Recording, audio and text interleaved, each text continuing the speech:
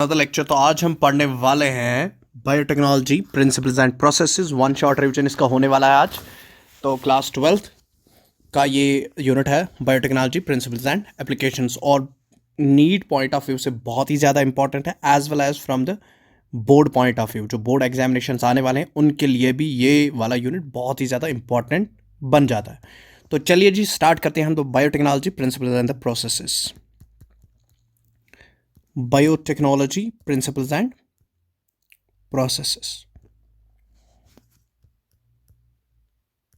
Principles and processes.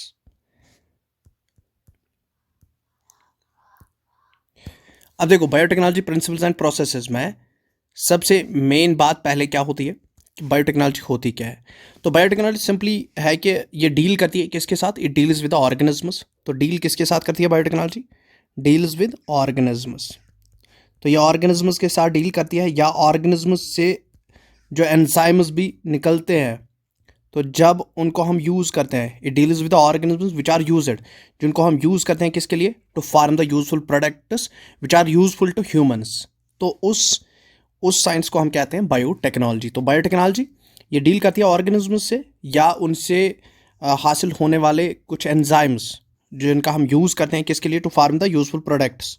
तो useful products बनाने के लिए हम ऑर्गेनिज्म का यूज़ करते हैं, लेकिन किसके लिए यूजफुल होने चाहिए, ह्यूमंस के लिए। तो जब हम यूजफुल प्रोडक्ट्स बनाएंगे by the use of the organisms, तो उस टेक्नोलॉजी को हम बायोटेक्नोलॉजी कहते हैं। ठीक है, तो अगर हम इस वाली सेंस से कुछ एग्जाम्पल्स दे देंगे कि बायोटेक्नोलॉजी कैसे एक ऐसी टेक्नोलॉजी है जो यूज़ करती है किनका, ऑर्गेनिजम्स का, और उससे ऑर्गेनिज्म से क्या हो जाता है, फिर यूजफुल प्रोडक्ट्स बना दिए जाते हैं, और वो यूजफुल प्रोडक्ट्स किसके लिए होते हैं, फॉर द ह्यूमंस। तो इस वाली टेक्नोलॉजी को हम बायोटेक्नोलॉजी कहते हैं, एक लिविंग टेक्नोलॉजी कहते हैं। तो जैसे कि अगर इस वाली सेंस, ये तो बड़ा ही क्या है, ये क्लासिकल अप्रोच है, क्लासिकल डेफिनेशन है बायोटेक्नोलॉजी।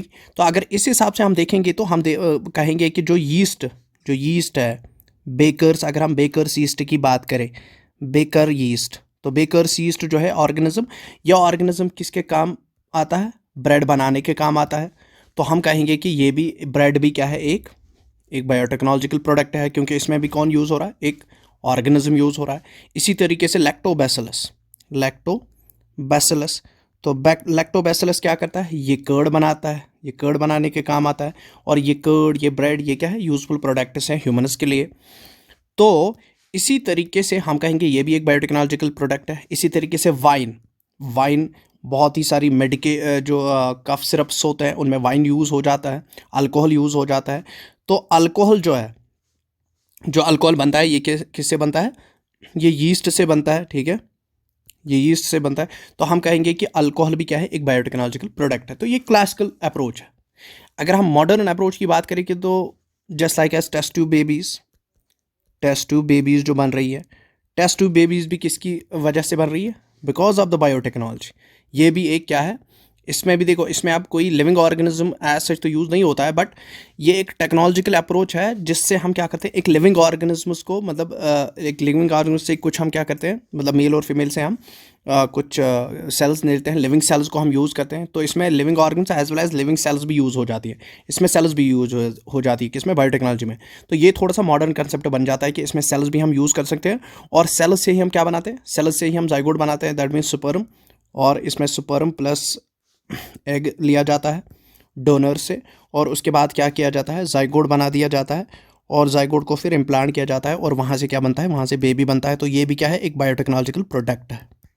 ठीक है, ये भी कैसे पॉसिबल हो गया, with the help of the biotechnology. Clear है। अब यूरोपियन फेडरेशन ऑफ बायोटेक्नोलॉजी, उन्होंने डिफाइन कैसे किया है बायोटेक्नोलॉजी को, उन्होंने सिंपली डिफाइन किया है बायोटेक्नोलॉजी को कैसे, उन्होंने दोनों क्लासिकल और जो मॉडर्न अप्रोच है उसको दोनों को मिला के एक डेफिनेशन बना दी है। तो इन्होंने कहा कि it's an integration of the natural science, integration, ये एक मिलाप है, किसका मिलाप है, integration of the natural science, जो नेचुरल साइंस है, नेचुरल साइंस का इंटीग्रेशन किसके साथ हो रहा है, विद ऑर्गेनिजम्स। ठीक है, integration of the natural sciences, organisms, cells. ठीक है, ऑर्गेनिज्म, सेल्स और सेल्स और इंटीग्रेशन किसकी, नेचुरल साइनस की। तो नेचुरल साइनस प्लस इसको इंटीग्रेट किया जाता है किसके साथ, ऑर्गेनिज्म और सेल्स के साथ, इनको यूज़ किया जाता है, ठीक है, टू प्रोड्यूस द प्रोडक्ट्स, ठीक है, molecular analogues of the products, जो प्रोडक्ट्स बन जाते हैं, ठीक है, या सर्विसेज हम हासिल करते हैं। तो जो हम सर्विसेज या प्रोडक्ट्स बना लेते हैं, जब क्या हम इंटीग्रेट करते हैं, जब नेचुरल साइनस इंटीग्रेट हो जाता है किसके साथ, ऑर्गन्स एंड सेल्स के साथ, हम उनको क्या करते हैं, हम उनको विद दिस हम इनमें क्या करते हैं, कुछ चेंजेस इनमें लाते हैं, तो आफ्टर दैट थिंग्स, तो वहाँ पर हासिल हमें हो जाते हैं प्रोडक्ट्स एंड सर्विसेज। तो इस चीज़ को भी हम क्या कहते हैं, इस चीज़ को हम बायोटेक्नोलॉजी कहते हैं। तो जो भी प्रोडक्ट्स और सर्विसेज हम हासिल कर लेते हैं after utilising, after integrating the natural science by utilising the organs and cells, तो ऑर्गन्स और सेल्स को हम यूज़ करते हैं, इंटीग्रेट करते हैं इसको किसके साथ, विद द नेचुरल साइनस के साथ। तो हम जो प्रोडक्ट्स और सर्विसेज हासिल करते हैं तो हम इसको कहते हैं कि ये बन जाएगा हमारा बायोटेक्नोलॉजी। तो ये जो डेफिनेशन है, तो ये डेफिनेशन बन जाती है modern as well as classical view, उसमें दोनों चीज़ें आ जाती हैं। तो इसके बाद चलते हैं, तो हम आगे चलेंगे।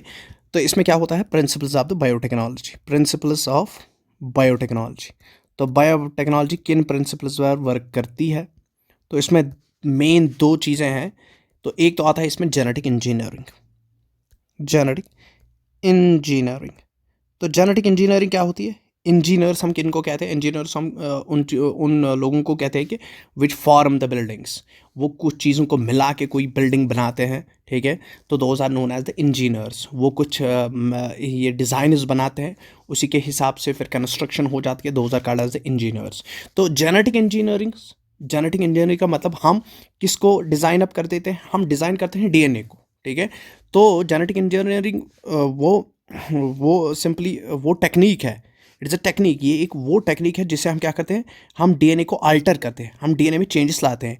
तो चेंजेस इन डीएनए लाई जाती है, चेंजेस इन डीएनए या आरएनए। तो जेनेटिक मटेरियल हम सिंपली लिखेंगे, डीएनए आरएनए क्या है, ये सिंपली क्या है, एक जेनेटिक मटेरियल है। तो changes in the genetic material, तो जेनेटिक मटेरियल जब चेंजेस लाई जाती है in order to get maximum benefits, तो changes in the genetic material that is DNA और आरएनए में। तो जब ये आल्टर्ड डीएनए या आल्टर्ड न्यूक्लिक एसिड, जब ये या आल्टर्ड जेनेटिक मटेरियल हम कहेंगे, आल्टर्ड मतलब चेंजेस जिस जेनेटिक मटेरियल में हमने चेंज लाई, तो ये आल्टर्ड जेनेटिक मटेरियल हम क्या करते हैं, इसका फिर हम इसको इंट्रोड्यूस कर देते हैं, it is introduced into the host organism. तो ये हमारा होस्ट ऑर्गेनिज्म है। तो होस्ट ऑर्गेनिज्म में हमने क्या इंट्रोड्यूस किया, ये आल्टर्ड, दिस इज़ आल्टर्ड, कौन सा आल्टर्ड, दैट मीन्स इसमें हमने चेंज लाई है। तो जब हमने इस डीएनए में, इस जेनेटिक मटेरियल में चेंज लाई, उसके बाद हमने इसमें इंट्रोड्यूस किया। तो after this transferring of the genetic material into the host cell, तो यहाँ पर क्या हो जाएगा, यहाँ पर ये फिनोटाइपिक इफेक्ट शो करेगा, it will show the phenotype में चेंज आने लगेंगे, ठीक है। तो ये अंदर गया, तो अब ये होस्ट ऑर्गेनिज्म क्या शो करेगा, it will show the changes in the phenotype. तो यहाँ पर फिनोटाइपिक चेंजेस आएंगे, ठीक है। और दूसरी चीज़ क्या आती है, ये तो जेनेटिक इंजीनियरिंग है। दूसरी चीज़ इसमें आती है कि एक कंटामिनेशन फ्री एनवायरनमेंट बनाना, ठीक है। तो microbial contamination free environment, formation of microbial contamination free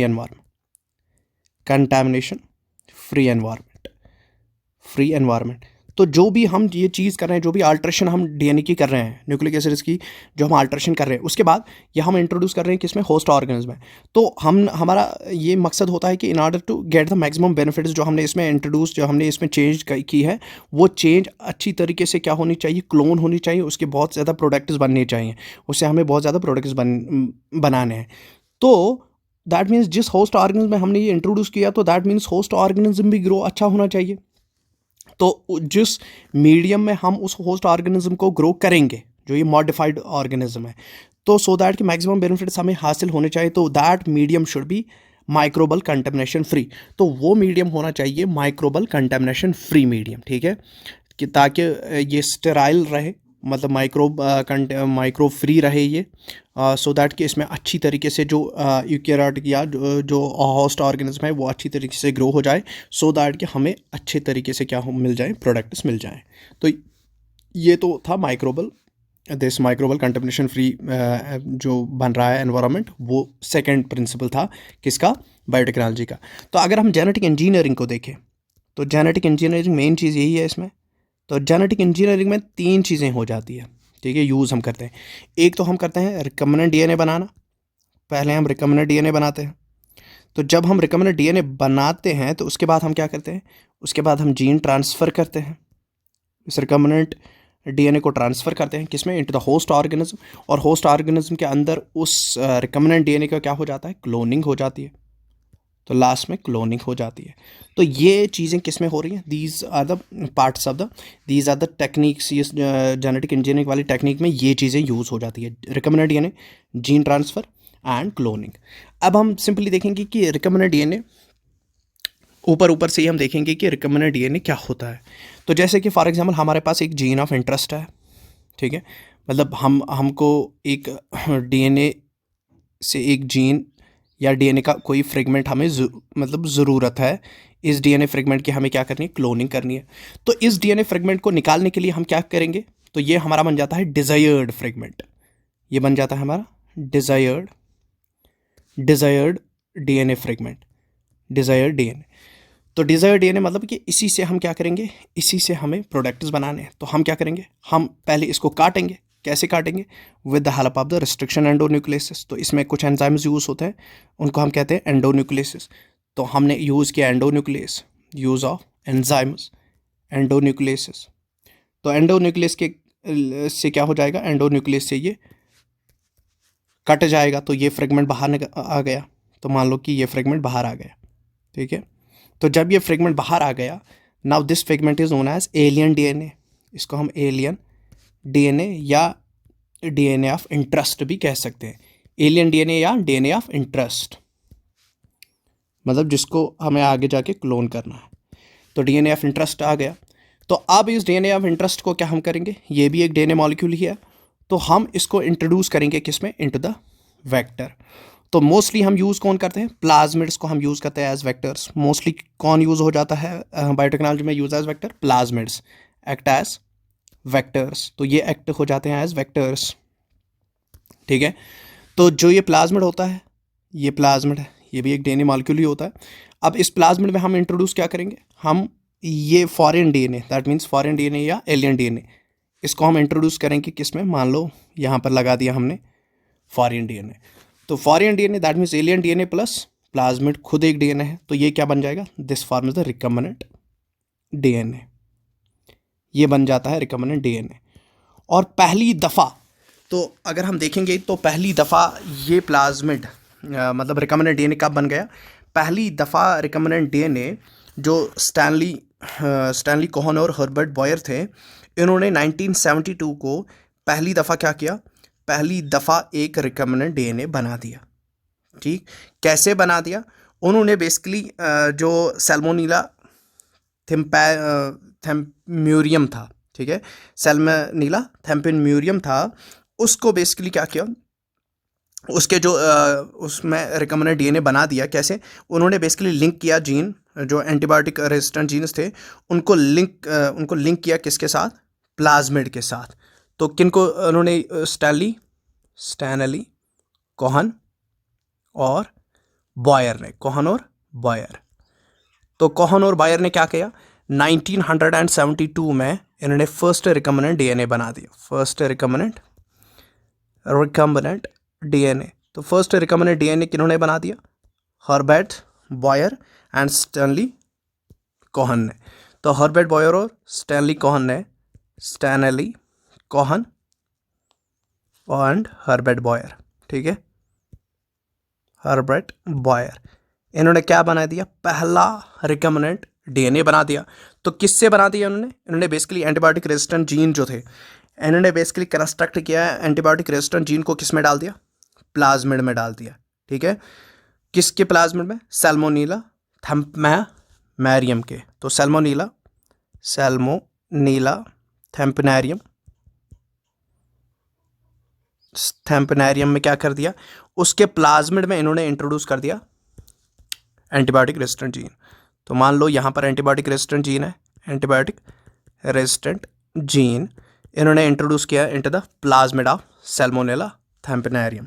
तो सैल्मोनेला थैम्पेनारियम में इन्होंने कर दिया इंट्रोड्यूस, क्या उसके प्लाज्मिड में इंट्रोड्यूस कर दिया इसने एंटीबायोटिक रेजिस्टेंट जीन। तो बन गया एक क्या फर्स्ट रिकम्बिनेंट डीएनए, क्योंकि प्लाज्मिड क्या होता है, ये खुद भी डीएनए होता है और इस पर जब इंट्रोड्यूस किया गया एंटीबायोटिक रेजिस्टेंट जीन, तो एंटीबायोटिक रेजिस्टेंट जीन भी क्या है, एक डीएनए ही है। तो जब इस पर एंटीबायोटिक रेजिस्टेंट जीन कर दिया गया, मतलब वो भी डीएनए फ्रेगमेंट है, तो ये बन गया recombinant DNA, foreign DNA plus इसका अपना डीएनए, प्लाज्मिड का अपना डीएनए, तो बन गया रिकम्बिनेंट डीएनए। ठीक है, इतनी बात। अब देखो, जब रिकम्बिनेंट डीएनए बनता है तो उसके बाद क्या किया जाता है, रिकम्बिनेंट डीएनए को इंट्रोड्यूस किया जाता है इनटू द होस्ट सेल। तो ये हमारी होस्ट सेल है। तो रिकम्बिनेंट डीएनए को क्या किया जाता है, ये है हमारे पास रिकम्बिनेंट डीएनए। तो रिकम्बिनेंट डीएनए मान लो कि जो किसने बनाया था, हर्बर्ट बॉयर ने, ठीक है, या सिंपली हम कहेंगे रिकम्बिनेंट डीएनए। और इस रिकम्बिनेंट डीएनए को हम किस में इंट्रोड्यूस करेंगे, into the host cell, into the host cell. तो इसको हम कहते हैं transformation. This is known as transformation. तो ट्रांसफॉर्मेशन में क्या हो जाएगा, फॉर एग्जाम्पल हमने प्लाज्मिड को इस रिकम्बिनेंट डीएनए को किस में कन्वर्ट, किस में इंट्रोड्यूस किया, into the host cell, and this process known as transformation. इसको हम ट्रांसफॉर्मेशन कहते हैं। अब देखो, ये जो प्लाज्मिड था ये एक्ट हो गया वेक्टर, वेक्टर मीन्स ये कैरियर एक्ट हो गया। तो हमने इसको डाल दिया किसमें, into the host cell, transformation हो गई। उसके बाद होस्ट सेल के अंदर क्या हो रहा है, होस्ट सेल के अंदर अब क्लोनिंग हो जाएगी। तो लास्ट स्टेप इसका क्या होता है, क्लोनिंग। क्लोनिंग का मतलब क्या है, क्लोनिंग का मतलब है to produce the large number of copies. अगर इसी फॉर एग्जाम्पल अगर इस पर एंटीबायोटिक रेजिस्टेंट जीन है तो उसकी लार्ज नंबर ऑफ कॉपीज बना देना, तो ये हो जाता है cloning, to form the large number of the copies. ठीक है, तो ये क्लोनिंग हो जाती है। तो ये बायोटेक्नोलॉजी में, ये जेनेटिक इंजीनियरिंग में ये चीज़ें हो जाती हैं। अब हम चलेंगे tools of the recombinant DNA technology पर। तो टूल्स में क्या है, tools of recombinant DNA technology. तो क्या क्या चीज़ें हम यूज़ कर लेते हैं किसमें, रिकम्बिनेंट डीएनए टेक्नोलॉजी में। तो पहली चीज़ जो हम यूज़ करते हैं दैट इज़ रेस्ट्रिक्शन एंजाइम्स, सबसे इंपॉर्टेंट रेस्ट्रिक्शन एंजाइम्स। तो रेस्ट्रिक्शन एंजाइम्स को क्या कहा जाता है, they are also known as scissors, molecular scissors, molecular scissors, they are known as molecular scissors. ठीक है, ये डीएनए को कट करती है, that is why they are known as a molecular scissors. ठीक है, अब जो सिंपली जो ये रेस्ट्रिक्शन एंजाइम्स थे, रेस्ट्रिक्शन एंजाइम्स पहली दफ़ा जो पहला रेस्ट्रिक्शन एंजाइम जो हासिल किया गया वो था, that was hind second. Hind second था first restriction enzyme to be isolated. पहला रेस्ट्रिक्शन एंजाइम जो था, जो आइसोलेट किया गया, वो था hind second, first restriction enzyme to be isolated. ठीक है, तो पहला रेस्ट्रिक्शन एंजाइम जो आइसोलेट किया गया, ठीक है, वो कौन सा था, हिंट सेकेंड था। ठीक है, और ये जो रेस्ट्रिक्शन एंजाइम्स होते हैं, रेस्ट्रिक्शन एंजाइम्स बेसिकली अगर हम आज का देखें तो रेस्ट्रिक्शन एंजाइम्स जो हैं लगभग 900 से ज़्यादा, 900 रेस्ट्रिक्शन एंजाइम्स। ठीक है, आज तक हमने 900 से ज़्यादा रेस्ट्रिक्शन एंजाइम्स फॉर्म किए हैं, ठीक है, बनाए हैं या आइसोलेट किए, फॉर्मड एंड आइसोलेटेड। उनको हमने बाहर भी निकाला है, किन से, formed and isolated restriction enzymes को फॉर्म या आइसोलेट किया गया है फ्रॉम 230 स्ट्रेन्स ऑफ, 230 स्ट्रेन किसकी, ऑफ बैक्टीरिया से। तो बैक्टीरिया से 230 स्ट्रेन्स ऑफ बैक्टीरिया से हमने 900 रेस्ट्रिक्शन एंजाइम्स को क्या किया है, आइसोलेट किया है आज तक। अब हम देखेंगे ये रेस्ट्रिक्शन एंजाइम्स जो होते हैं, रेस्ट्रिक्शन एंजाइम्स क्या होते हैं। रेस्ट्रिक्शन एंजाइम्स, ये जो रेस्ट्रिक्शन एंजाइम्स होते हैं बेसिकली ये एक क्लास ऑफ एंजाइम्स है। It is a class, they belong to class of enzymes. They belong, ये किसके साथ बिलोंग करते हैं, they belong to class of enzyme known as nucleases. एक फैमिली, एक क्लास है एंजाइम्स का, एक फैमिली है एंजाइम्स के, they belong to the family, not a class. हम यहाँ पर लिखेंगे they belong to the family of enzymes. तो एक फैमिली है एंजाइम्स की, जिस फैमिली को हम क्या कहते हैं, जिस फैमिली को हम कहते हैं न्यूक्लियसेस। तो न्यूक्लियस फैमिली से ये ताल्लुक़ रखते हैं, न्यूक्लियसेस। अब हम देखेंगे न्यूक्लियसेस क्या होते हैं। न्यूक्लियसेस वो एंजाइम्स होते हैं विच एक्ट ऑन डीएनए। ठीक है, enzymes which act on DNA, enzymes which act on DNA, जो एक्ट करते हैं किस पर, न्यूक्लिक एसिड्स पर। The enzymes which act on the nucleic acid, चाहे डीएनए आरएनए, तो उनको हम कहते हैं न्यूक्लियसेस। अब न्यूक्लियस जो होते हैं, न्यूक्लियस दो किस्म के होते हैं। कौन कौन सा न्यूक्लियस होता है? एक होते हैं एक्सोन्यूक्लियसिस, एक्सोन्यूक्लियसिस, और दूसरे होते हैं एंडोन्यूक्लियसिस। ठीक है, तो पहले एक्सोन्यूक्लियसिस। एक्सोन्यूक्लियसिस क्या होता है? एक्सोन्यूक्लियसिस होता है विच काट द डीएनए एट एंड्स, विच काट डीएनए, विच काट the genetic material at ends, तो ये एंड्स पर कट करते हैं।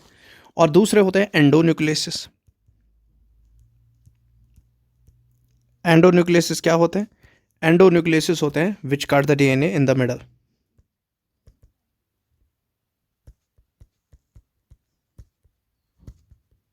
ठीक है, तो इनको हम एंडोन्यूक्लियसिस कहते हैं। तो रिस्ट्रिक्शन एंडोन्यूक्लियसिस, तो दैट मीन्स जो रिस्ट्रिक्शन एंडोन्यूक्लियस है वो किससे बिलोंग करता है? वो एंडोन्यूक्लियसिस ही है जो किस फैमिली से बिलोंग करते हैं? न्यूक्लियस फैमिली से बिलोंग करते हैं। अब जो ये रिस्ट्रिक्शन एंडोन्यूक्लियसिस है, तो ये इनको कहाँ से, अगर इनका ऑरिजिन हम देखेंगे, ऑरिजिन तो कहाँ से इनको हासिल किया गया? तो ऑरिजिन ये कहाँ से निकल गए? तो ये बैक्टीरिया से निकल गए। इनका ऑरिजिन क्या है? बैक्टीरियल ऑरिजिन है इनका। ठीक है, ये हम किन से हासिल करते हैं? बैक्टीरिया से हासिल करते हैं। तो देखो, जो बैक्टीरिया है, बैक्टीरिया के पास क्या होते हैं? दो किस्म के एंजाइम्स होते हैं इसके पास। ये बैक्टीरिया का क्या है? मान लो कि ये बैक्टीरिया का अपना डीएनए है। ठीक है, ये बैक्टीरिया का जेनेटिक मटेरियल है। ठीक, ये बैक्टीरिया का डीएनए है, जेनेटिक मटेरियल। अब बैक्टीरिया के पास होता है डिफेंस के लिए, उसको एक एंजाइम होता है, that is known as restriction endonuclease. Restriction endonuclease. तो रिस्ट्रिक्शन एंडोन्यूक्लियस क्यों होता है बैक्टीरिया में? For defence. किसके लिए होता है? For defence purpose. अब ये रिस्ट्रिक्शन एंडोन्यूक्लियस कैसे डिफेंस करता है? देखो, रिस्ट्रिक्शन एंडोन्यूक्लियस। तो रिस्ट्रिक्शन एंडोन्यूक्लियस कैसे डिफेंस करता है बैक्टीरिया को? तो ये प्रोवाइड्स डिफेंस करता है, provides defence to bacteria. Defence to bacteria कैसे? देखो, वो भी आप देखो। ये basically it is used to digest the viral DNA. Bacteria often शिकार किसका हो जाता है? ये ऑफन शिकार हो जाता है बैक्टीरियोफाज का। तो मान लो ये बैक्टीरियोफाज है, तो बैक्टीरिया को कौन अटैक करता है? बैक्टीरियोफाज। ठीक है, तो बैक्टीरियोफाज से बचने के लिए इसके पास कौन है? क्योंकि जब बैक्टीरियोफाज अंदर डालेगा अपना जेनेटिक मटेरियल, तो उस जेनेटिक मटेरियल को कौन किल करेगा? उसको रिस्ट्रिक्शन एंडोन्यूक्लियस किल करेगा, डाइजेस्ट करेगा। ठीक है, तो डिफेंस प्रोवाइड करता है बैक्टीरिया को अगेंस्ट बैक्टीरियोफाज। बैक्टीरियोफाज क्या होता है? एक वायरस होता है विच किल्स द बैक्टीरिया। तो बैक्टीरियोफाज अगेंस्ट द बैक्टीरियोफाज इसको बचाता है। कैसे? क्योंकि जब बैक्टीरियोफाज क्या डालेगा, जो न्यूक्लिक एसिड डालेगा अंदर, तो उस न्यूक्लिक एसिड को कट कौन करेगा? रिस्ट्रिक्शन एंडोन्यूक्लियस, और ये बच जाता है कौन? बैक्टीरिया बच जाता है। लेकिन अब दूसरा एंजाइम भी इसके पास होता है, दैट दूसरा enzyme is known as methylase. Methylase, देखो, क्योंकि मिथाइलेज क्यों होता है इसमें? क्योंकि ये जो एंडोन्यूक्लियस है, अगर एंडोन्यूक्लियस इसमें एबिलिटी होती है टू कट द डीएनए, तो ये अपने डीएनए को भी कट कर सकता है। ठीक है, तो उससे बचने के लिए इसमें होता है मिथाइलेज। तो मिथाइलेज क्या करता है? मिथाइलेज इसको प्रोवाइड करता है defence against, provides defence against self cutting of DNA by self cutting of DNA by self restriction endonucleases। तो सेल्फ रिस्ट्रिक्शन एंडोन्यूक्लियस से बचने के लिए इसको कौन प्रोवाइड करता है? डिफेंस। इसको डिफेंस प्रोवाइड करता है मिथाइलेज। ठीक है, तो मिथाइलेज क्या करता है? ये डीएनए पर क्या लगा देता है? Methyl groups. तो मिथाइलेज क्या करता है? Adds methyl groups to DNA. तो जब ये मिथाइल ग्रुप्स एड्स करता है डीएनए पर, adds methyl groups to DNA, तो जब ये मिथाइल ग्रुप से ऐड करता है डीएनए को, तो उससे क्या हो जाता है? उससे जो रिस्ट्रिक्शन एंडोन्यूक्लियस है वो इसको डाइजेस्ट नहीं कर पाता है। ठीक है, रिस्ट्रिक्शन एंडोन्यूक्लियस डाइजेस्ट नहीं कर पाएगा, क्योंकि वहाँ पर क्या ऐड हो गए हैं? मिथाइल ग्रुप्स ऐड हो गए। इतनी बात, तो इतनी बात हो गई क्लियर। तो यहाँ तक। अब हम देखेंगे आगे। आगे क्या है? आगे ये हो गया रिस्ट्रिक्शन एंडोन्यूक्लियसिस। तो रिस्ट्रिक्शन एंडोन्यूक्लियसिस की एक्शन, तो एक्शन ऑफ रिस्ट्रिक्शन एंडोन्यूक्लियसिस। तो एक्शन पर हम जब जाते हैं, तो ये बेसिकली एक्ट कहाँ पर करते हैं? They act at the restriction sites. ये एक्ट करते कहाँ पर है?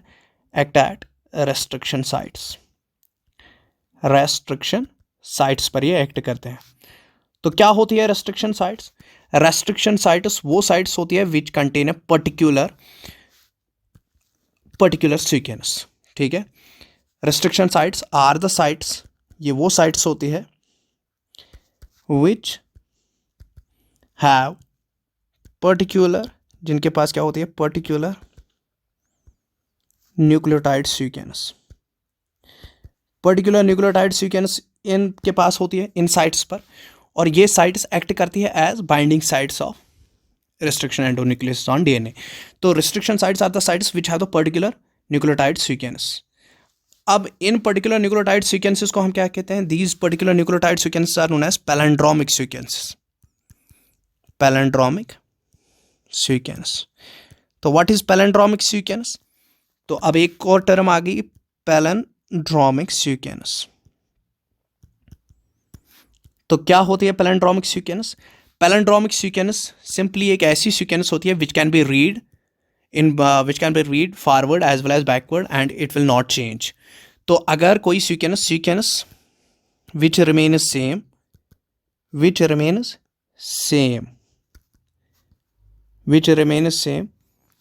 while reading from 5 to 3 direction और फ्रॉम 3 to 5 डायरेक्शन, ठीक है, 3 to 5 डायरेक्शन। तो जब ये सेम रहती है तो इस वाली सीक्वेंस को हम पैलेंड्रोमिक सीक्वेंस कहते हैं। तो पैलेंड्रोमिक सीक्वेंस के एग्जांपल यहाँ पर मैं देता हूँ। तो ये मान लो डीएनए है, डीएनए की डबल स्ट्रैंड डीएनए है ये। तो इस पर एक सीक्वेंस है,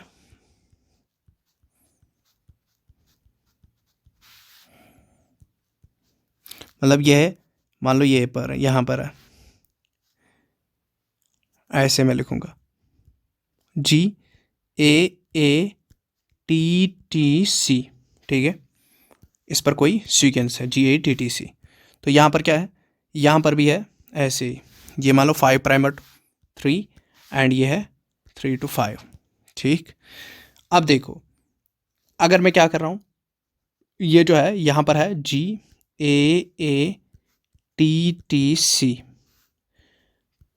तो अगर मैं पढ़ रहा हूँ कहाँ से यहाँ की ओर, तो गैटिक बन रही है। अगर मैं यहाँ से यहाँ की ओर पढ़ रहा हूँ तो फिर भी क्या बन रहा है, गैटिक बन रहा है। तो this is known as palindromic sequence. इसको हम क्या कहते हैं, palindromic sequence, which is read similar. जो रीड हो जाती है दोनों साइड से, जब रीड हो जाएगी वो सिमिलर, तो उस सीक्वेंस को हम पैलेंड्रोमिक सीक्वेंस कहते हैं। That sequence is known as palindromic sequence. इतनी बात हो गई। अब हम देखेंगे ये जो एंजाइम्स, रेस्ट्रिक्शन एंजाइम्स होते हैं।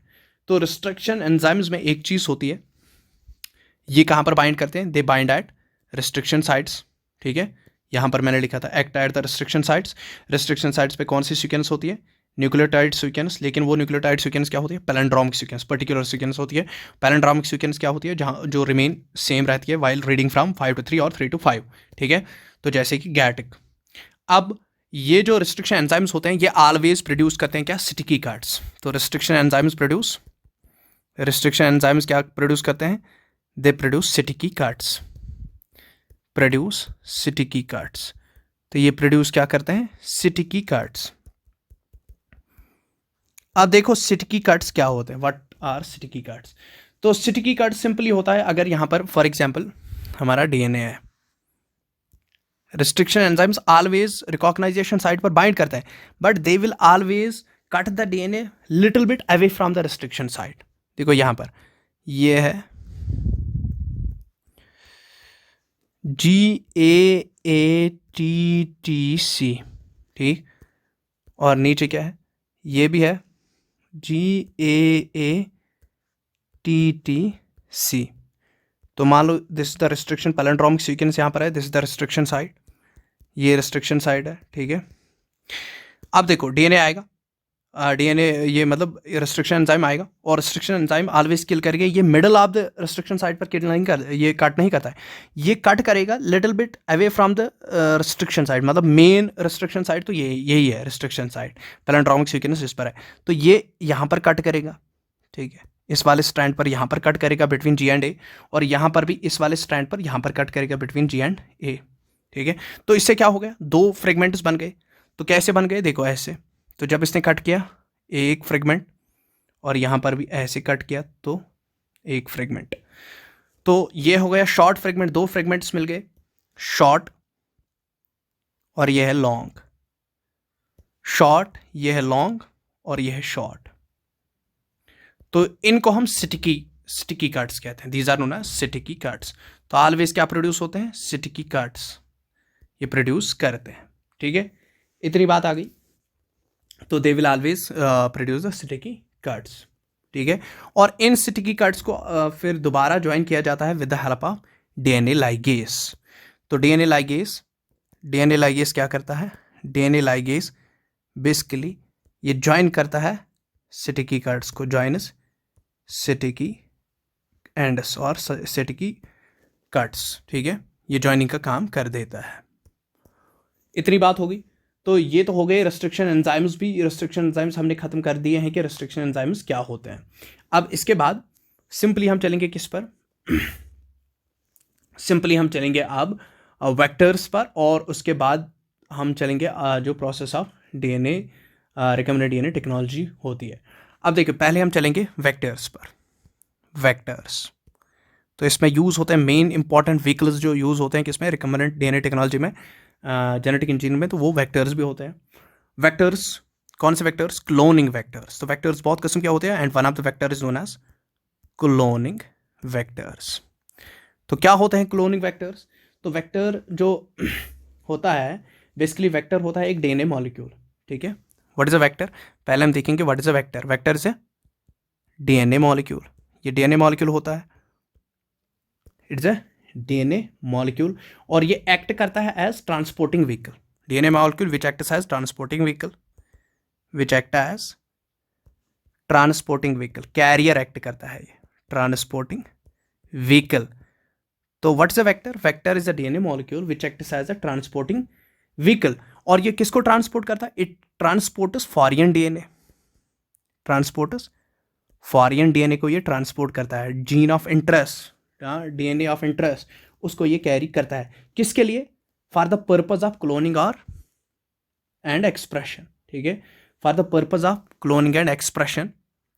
तो उसके लिए तो they act as they are the DNA molecules which act as the transporting vehicles and are transporting, they transport the foreign DNA. किसके लिए? Into the host cell for, ठीक है, फॉर एक्सप्रेशन। ठीक है, for purpose of cloning and expression. तो purpose क्या है? For purpose of cloning and expression. Cloning और एक्सप्रेशन के लिए ये यूज हो जाते हैं एज कैरियर्स। ठीक है, फॉरेन डीएनए की क्लोनिंग या उसको एक्सप्रेस करवाना होस्ट सेल में, तो इसीलिए ये क्या हो जाते हैं? वेक्टर्स यूज हो जाते हैं। ठीक है, तो यही जो क्लोनिंग वेक्टर्स, इसी तरीके से ये जो क्लोनिंग वेक्टर होता है, क्लोनिंग वेक्टर्स क्या होते हैं? ये यूज हो जाता है फॉर द क्लोनिंग प्रोसेस। ये यूज हो जाते हैं द ट्रांसपोर्टिंग व्हीकल। ये ट्रांसपोर्टिंग व्हीकल एक्ट करते हैं जो कैरी करते हैं किसको? फॉरेन डीएनए को इनटू द होस्ट सेल, लेकिन किसके लिए?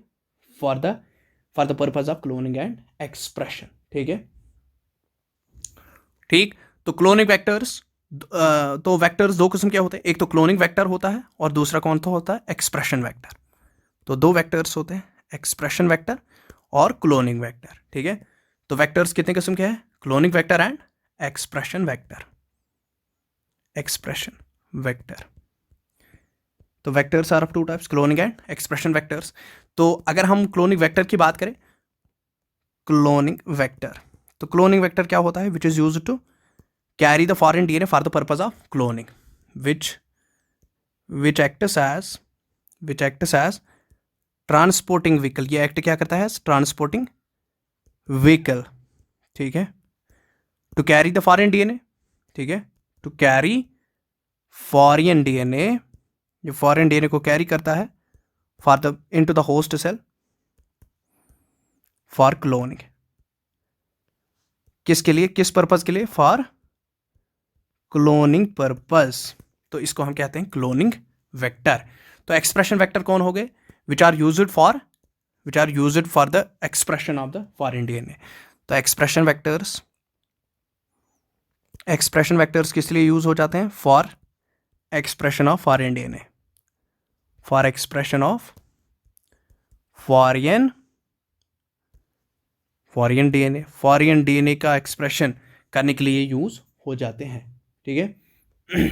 और जब ये फॉरेन डीएनए का expression for the expression of foreign DNA, तो कैसे एक्सप्रेशन होता है, वो फॉरेन डीएनए किस में कन्वर्ट होता है, वो एमआरएनए में कन्वर्ट हो जाएगा, ट्रांसक्रिप्शन उसकी हो जाएगी, और ट्रांसक्रिप्शन के बाद उसको ट्रांसलेट किया जाएगा इनटू प्रोटीन्स, ठीक है, ट्रांसलेट इनटू प्रोटीन्स, तो उसी को हम कहते हैं एक्सप्रेशन। तो एक्सप्रेशन वेक्टर्स वो होते हैं which are used for the expression of the foreign DNA, and these vectors, इसमें क्या हो जाता है, ये कन्वर्ट करते हैं डीएनए को किस में, एमआरएनए में, एमआरआई को फिर ट्रांसलेट किया जाता है into the proteins, and that's called the expression, ठीक है। अब देखो, अब हम वेक्टर्स किन को यूज़ करते हैं, तो वेक्टर्स हम यूज़ करते हैं या तो वो हम वायरस को यूज़ करेंगे या प्लाज्मिड्स को हम जनरली यूज़ करते हैं एज ए वेक्टर। तो वायरस और plasmids are generally used as vector. तो वायरस और प्लाज्मिड्स, या तो वायरस को हम यूज़ करते हैं एज वेक्टर या plasmids are used as vectors, are used as vectors.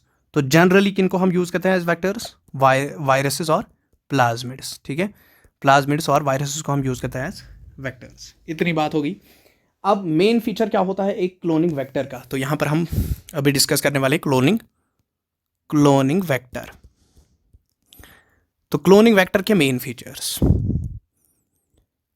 Features of cloning vector. Cloning vector के मेन फीचर्स क्या होते हैं, देखो बड़ा ही इंपॉर्टेंट ये चीज़ है। तो main features of the cloning vector क्या है, main features of the cloning vector, पहला वाला फीचर क्या होता है, ये जो क्लोनिंग वेक्टर्स होते हैं, they have the ability to replicate in the host cells, ability to replicate, या अपनी जेरॉक्स कॉपीज बनाते हैं, ability to replicate in host cell. तो ये होस्ट सेल में एक एबिलिटी रखते हैं कि they can replicate in the host cell, पहला वाला।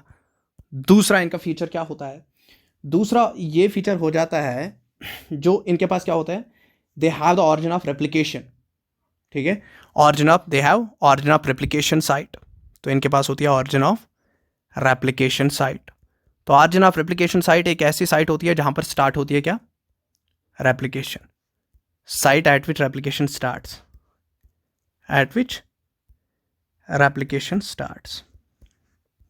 तो जहां पर रेप्लिकेशन स्टार्ट हो जाएगी that is known as origin of replication site. हम और ऑरिजिन ऑफ रेप्लिकेशन साइट को हम कैसे दिखाते हैं, ORI site, that is origin of replication site, जहां पर रेप्लिकेशन हो जाती है।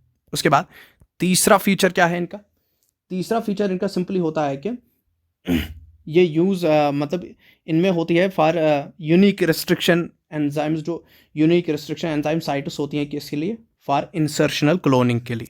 तो दे हैव यूनिक रिस्ट्रिक्शनल, इनके पास यूनिक रिस्ट्रिक्शनल एंजाइम साइट्स होती है, रिस्ट्रिक्शन एंजाइम्स के लिए कुछ साइट्स होती है, उनको हम यूनिक रिस्ट्रिक्शन एंजाइम साइट्स, किसके लिए, फॉर इंसर्शनल क्लोनिंग।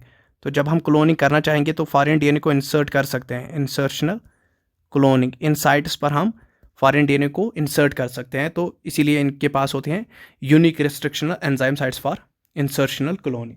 तो फॉरेन डीएनए को इंसर्ट करने के लिए इनके पास क्या होते हैं, they have the multiple cloning sites भी हम इनको बोलते हैं, और रिस्ट्रिक्शन एंजाइम्स के लिए कुछ साइट्स होती हैं जहाँ पर हम इंसर्शन क्लोनिंग करते हैं, ठीक है। तो मल्टीपल क्लोनिंग साइट को हम पॉलीलिंकर साइट भी कहते हैं, ठीक।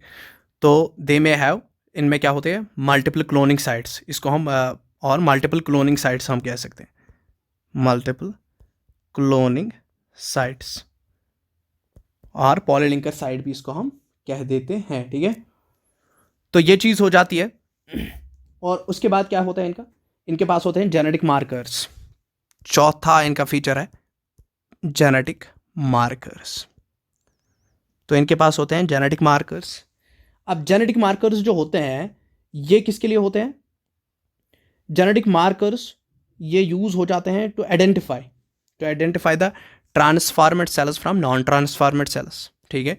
जेनेटिक मार्कर्स क्या होते हैं, basically what are genetic markers, genetic markers क्या है, genetic marker is a gene. Genetic marker क्या होते हैं, genetic marker is a gene, हम सिंपली लिखेंगे is a gene. Genetic markers क्या होते हैं, ये जीन्स होते हैं that allow the selection of transform from non transform cells, that help in selection of ये किस में मदद करते हैं? Selection of transformed cells from non transformed cells, transformed cells from non transformed cells.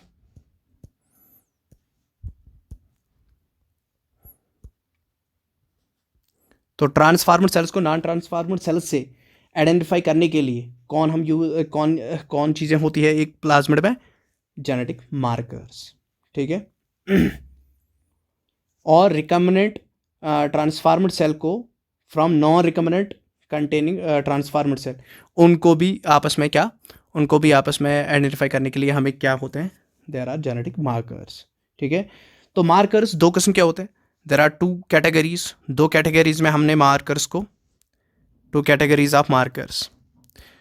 तो जेनेटिक मार्कर्स के दो categories होते हैं। कौन कौन सी कैटेगरी होती है?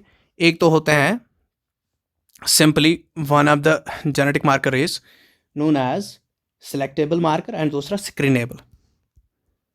Selectable markers and screenable markers. तो सिलेक्टेबल एंड स्क्रीनेबल मार्कर्स हमारे पास होते हैं। तो ये जो सिलेक्टेबल मार्कर होता है ये एक प्रोडक्ट को कोड करता है जो मदद करता है कि इसमें growth of only one type of cells under specific conditions. Selectable marker, तो व्हाट इज सिलेक्टेबल मार्कर? ये किसको कोड करता है? Selectable marker it codes for a product.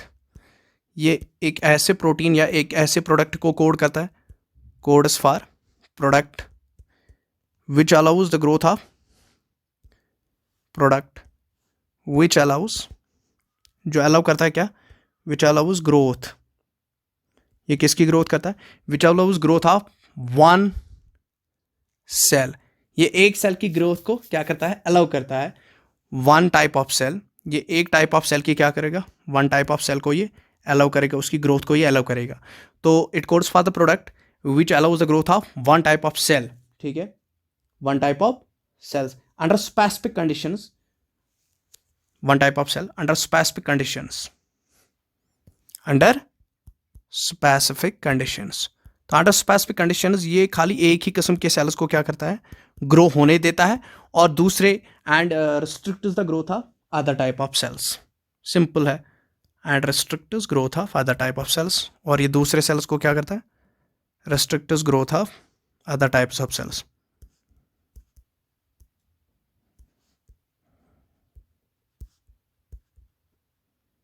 तो इसको हम क्या कहते हैं?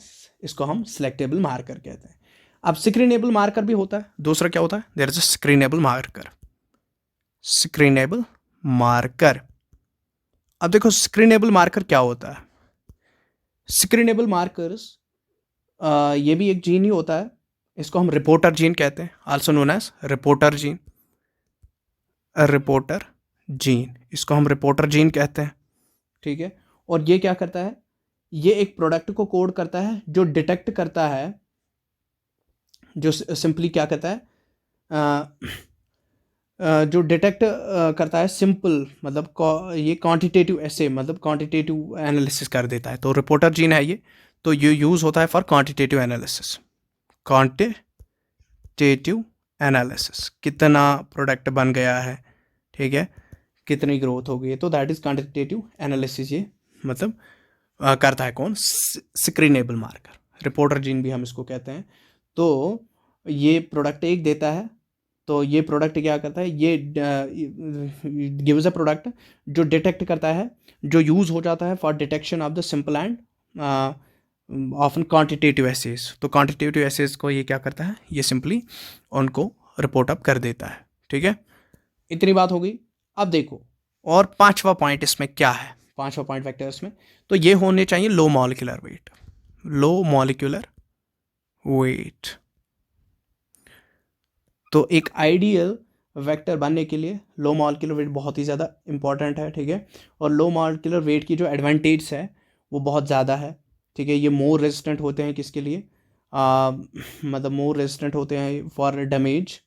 और जो लो मॉलिक्यूलर वेट होता है ये यूजुअली लो मॉलिक्यूलर वेट जो प्लाज्मिड्स होते हैं वो यूजुअली प्रेजेंट होते हैं in the large copy number. तो इनमें ज़्यादा लार्ज कॉपी नंबर किन में होता है? लार्ज कॉपी नंबर होता है in the those plasmids which have low molecular weight, तो इनमें लार्ज कॉपी नंबर होता है, they have large copy number पर सेल, ठीक है। ये एक ideal one of the best जो होगा, तो वो लो मॉलिक्यूलर वेट वेक्टर्स जो होते हैं वो सबसे बेस्ट होते हैं। तो ये तो थे क्या, ये तो थे सिंपली क्लोनिंग वेक्टर्स, ठीक है। अब यही क्लोनिंग वेक्टर्स जो होते हैं, तो इनके पास हमने देखा कि इनमें क्या क्या चीज़ें हो जाती है। अब क्लोनिंग वेक्टर्स मोस्टली हम प्लाज्मिड्स या तो वायरस को यूज़ करते हैं, लेकिन अगर हम देखेंगे क्लोनिंग वेक्टर्स फॉर किसके लिए, अगर हम देखेंगे क्लोनिंग वेक्टर्स जो हम यूज़ करते हैं क्या, फॉर प्लांट्स, तो प्लांट्स के लिए हम यूज़ करते हैं क्लोनिंग वेक्टर कौन, टीआई प्लाज्मिड्स, टीआई प्लाज्मिड्स को हम यूज़ करते हैं as cloning vector for plants. और एनिमल्स के लिए यूज़ हो जाता है फॉर एनिमल्स, एनिमल्स के लिए कौन वेक्टर यूज़ हो जाते हैं, retroviruses, retroviruses are used as vectors in the animals, ठीक है। तो ये बड़ा इंपॉर्टेंट है कि Ti plasmids are used in vectors for plants and while as the जो एनिमल्स में यूज़ होते हैं वो रेट्रोवायरसेस होते हैं। अब यहाँ पर एक एग्जाम्पल मैं दूंगा PBR 322 की, ये एक क्लोनिंग वेक्टर है PBR 322, PBR 322, ठीक है। उसके बाद थोड़ा सा इसमें और जान जाएंगे हम। तो PBR 322 में इसमें भी क्या होता है, ORI site, origin of replication site इसमें होती है, ठीक।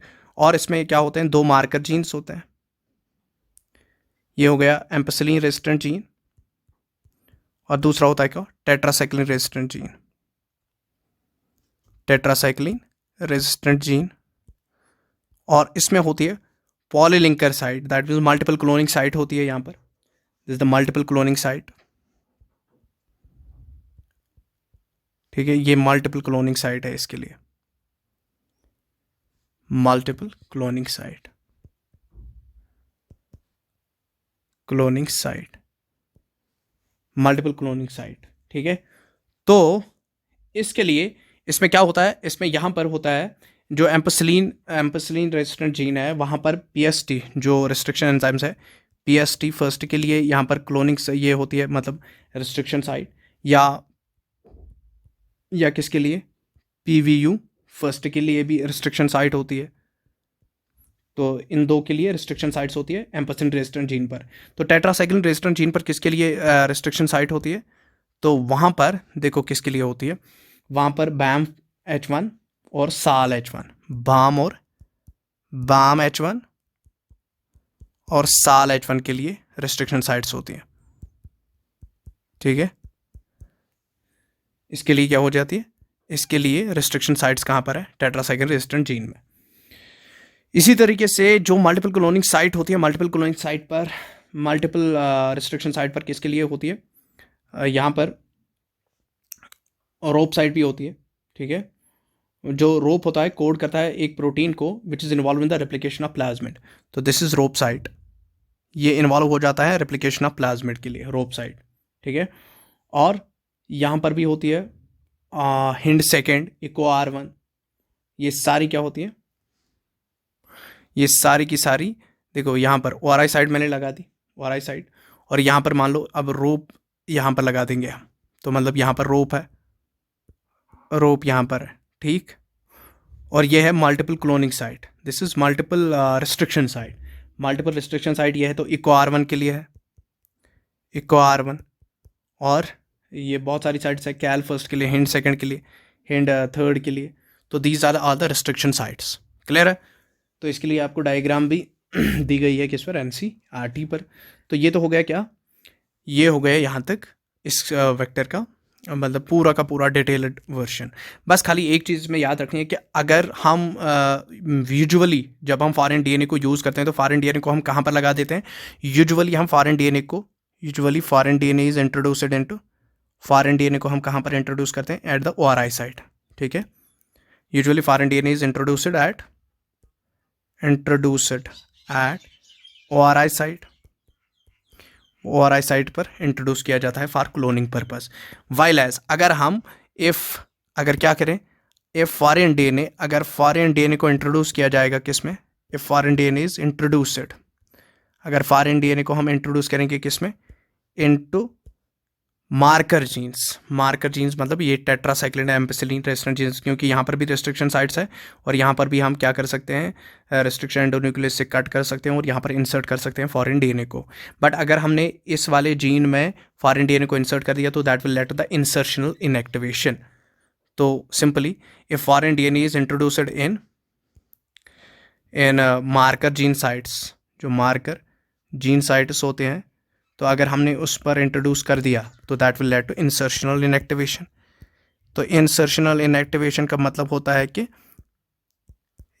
इंसर्शनल इनएक्टिवेशन का मतलब होता है कि अब ये जो मार्कर जीन है, marker gene will not be functional, marker gene अब फंक्शनल नहीं रहेगा वहाँ पर, क्योंकि हमने इंसर्ट क्या कर दिया है, हमने फॉरेन जीन इंसर्ट कर दिया है। ठीक है, तो ये तो था क्या, ये तो यहाँ तक हो गया पूरा।